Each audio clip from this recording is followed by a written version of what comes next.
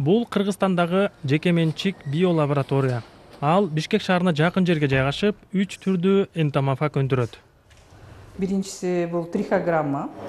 Бул зыянкечтердин жумурткаларын жок кылат дедик, өзү 1 мм жетпеген майда чымын. Анан экинчи энтомофагыбыз бул габрабракон. Мисалы биринчи жумурткасын трихограмма менен жок кылсак, а габрабракон болсо анын гусеницаларын жок кылат. Ал эми үчүнчү энтомофагыбыз бул алтын көз. Мындай майда жашыл 2 сантиметрге жеткен көпөлөк. Ал жумурткасы 2-3 күндөн кийин, 3-4 күндөн кийин личинкага айланат.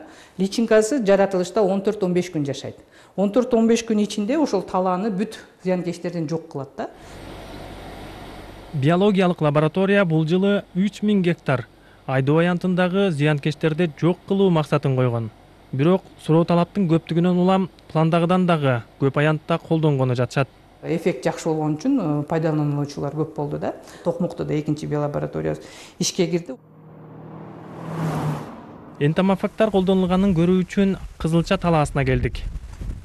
Өткөн жылы картошка айдап, картошканын баарын совка жеп салган. Быйыл эрте жастан баштап совкага каршы гибрабракон, златогласкалардын личинкасын алып келип кой берип, совкалардан арылып, жакшы пайда көрдүм.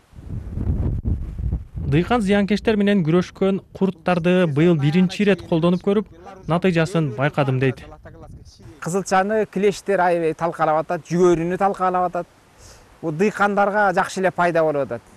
Түшүнгөндөр, билгендер жанагы химический обработкадан көрө ушу биологический обработка кылса пайдалуу болот экен. Биринчиден арзан да болот экен. Гектарына 500 сомдон мен алып келип кой бердим. Экинчисинен мындай эффективности көбүрөөк болот экен. Химический обработка кылган менен мындай толук өлтүрө албайт, өлбөйт ал курт кумурскалар. Уже адаптация болуп көнүп калды. Анын үстүнө дагы экология да бузуп атат. Үчүнчүдөн кымбат болуп атат, барган сайын кымбат болот.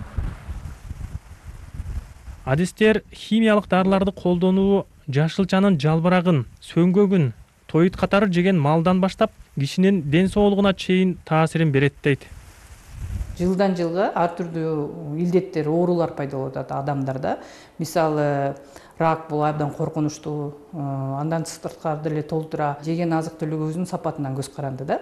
Ошол себептен биз сапаттуу экологиялык, органикалык таза азыктарды өндүрүш үчүн, аларды керектөө үчүн, керектүү өлчөмдө камсыз кылыш үчүн дыйкандарга биз түшүндүрдүк. Таза табигый продукттар үчүн талап да күн сайын өсүп жатат.